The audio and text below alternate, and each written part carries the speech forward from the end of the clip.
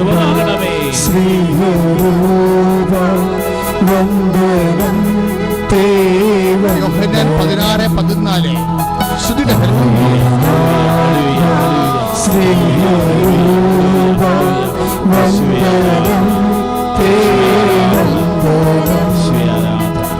ജീവാത്മാവേ സത്യാത്മാവേ ആരാധിച്ചു നമിക്കുന്നേ. ജീവാത്മാവേ ജീവാത്മാവേ സത്യാത്മാവേ ആരാധിച്ചു നമിക്കുന്നേ.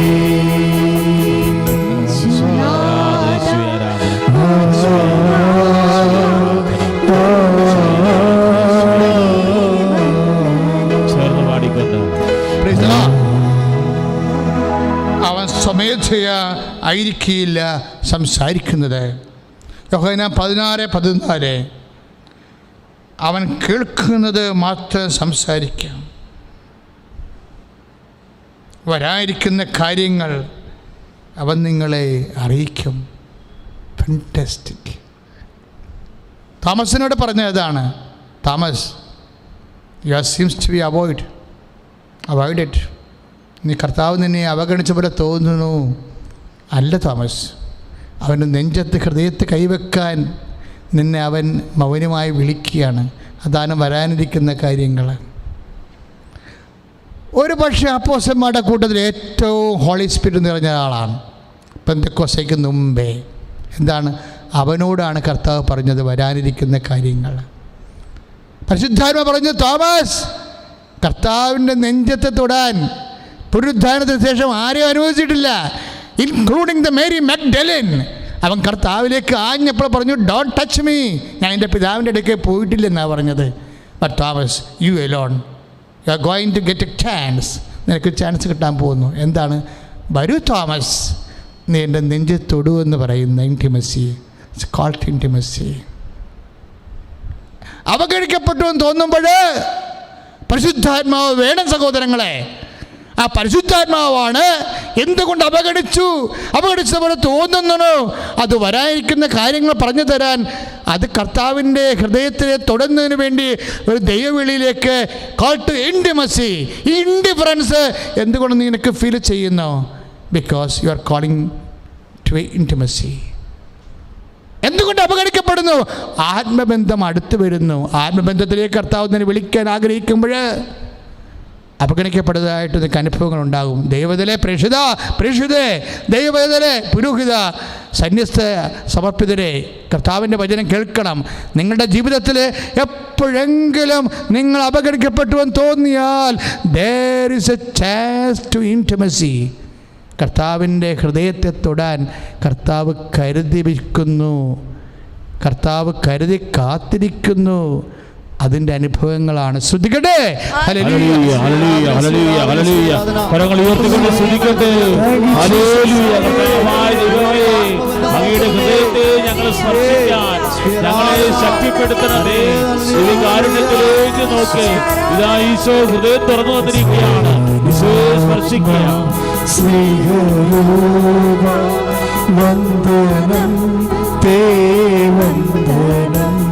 എല്ലാവരും ചേർന്ന്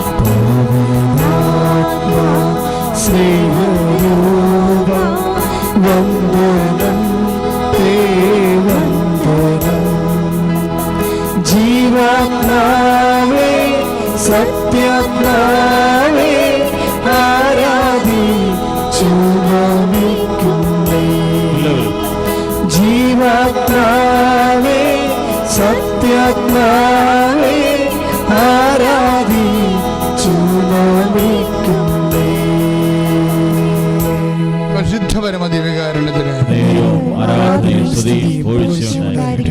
ഈ അവോയ്ഡിങ്ങിൻ്റെ സമയമില്ലേ, അവഗണിക്കപ്പെടുമെന്ന് തോന്നണ സമയമില്ലേ, ഇതാണ് ഇടർച്ചയുടെ സമയം. ക്രിസ്തുവുമായിട്ടുള്ള ബന്ധത്തിൽ സാധ്യതയുള്ളൊരു വിഷയമാണ് ഇടർച്ച. അതെപ്പോഴും നിൻ്റെ സഹോദരൻ മനസ്സിലാക്കണം. ഇപ്പോൾ 16:1 പറയത്തില്ലേ, ഇപ്പോൾ യോഹന്നാൻ 16:1 നിങ്ങൾ എല്ലാവരും എന്നിൽ ഇടറുവെന്ന്. യോഹന്നാൻ 16:1 എന്താ വചനം? നിങ്ങൾ എല്ലാവരും എന്നിൽ ഇടറും. നിങ്ങൾക്കിടർച്ച ഉണ്ടാവാതിരിക്കാനാണ് ഞാനിത് മുൻകൂട്ടി പറഞ്ഞത്. ഇനി ഞാൻ നിങ്ങളോട് പറഞ്ഞ വാക്കുകളില്ലേ, അതായത് ഒരു ഇൻറ്റിമസിയുടെ സാധ്യത, ആത്മബന്ധത്തിൻ്റെ സാധ്യത, ആത്മബന്ധത്തിൻ്റെ ആഴങ്ങളിലേക്ക് ദൈവം നിന്നെ വിളിക്കുമ്പോൾ അത് ആദ്യത്തെ അടയാളം എന്താണ്? അവോയ്ഡിങ് ആണ്. നിന്നെ അവഗണിച്ചുകൊണ്ടേയിരിക്കും. അപ്പം അവഗണിക്കണ കാലത്ത് നിനക്ക് സംഭവിക്കാൻ സാധ്യതയുള്ള എന്താണ്? യോഹന്നാൻ 16:1 എന്താണ്? നിങ്ങൾ എല്ലാവരും എന്നിൽ ഇടറും. കർത്താവ് പിന്നെ പറഞ്ഞിട്ടുണ്ട്, ഇടർച്ച വരാത്തവൻ ഭാഗ്യവാൻ, അല്ലേ? അങ്ങനൊരു വചനമുണ്ട്. എനിക്ക് തോന്നുന്നത് 11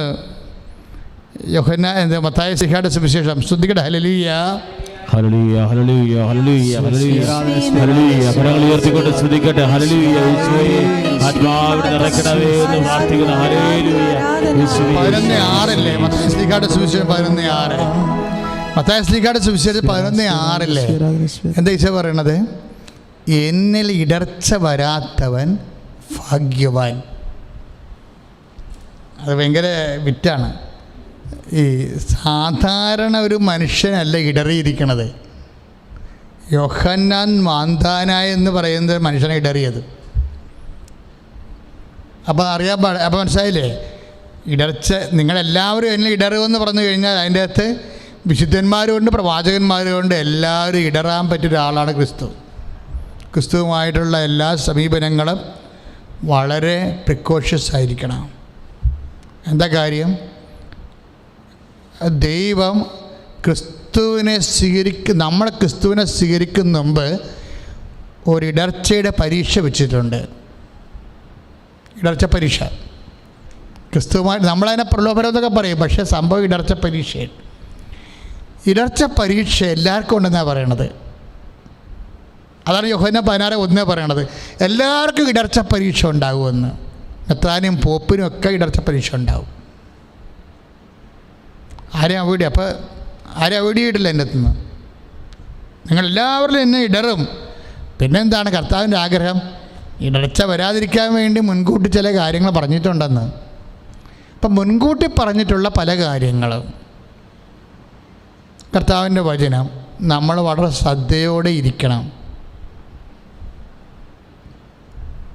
കാര്യം ഇടർച്ച വരാതിരിക്കാനുള്ള മെയിൻ പ്രധാനപ്പെട്ട നടപടികളൊന്ന് മുൻകൂട്ടി പറഞ്ഞ കാര്യങ്ങളെ വിശ്വസിക്കുകയാണ്. കാര്യം മുൻകൂട്ടി പറയുന്ന കാര്യങ്ങൾ വിശ്വസിക്കാൻ എപ്പോഴും നമുക്ക് പറ്റത്തില്ല. എന്താ അച്ഛൻ ഇങ്ങനെ പറയണമെന്ന് ചോദിച്ചു കഴിഞ്ഞാൽ, ഈ മനുഷ്യന് വേദന വരത്തില്ലേ? രോഗം, വേദന, തെറ്റിദ്ധാരണ, അവഗണന, ഇങ്ങനെ ഉള്ളം നീറ്റുന്ന വ്യത്യസ്തമായ അനുഭവങ്ങൾ വരുമ്പോൾ ഈ മുൻകൂട്ടി പറഞ്ഞ കാര്യം മറന്നുപോകും. അഥവാ ഈ മുൻകൂട്ടി പറഞ്ഞിട്ടുള്ള കാര്യങ്ങൾ മറപ്പിക്കണ രീതിയിലാണ് ജീവിതത്തിൽ ഇടർച്ച പരീക്ഷ വരണത്.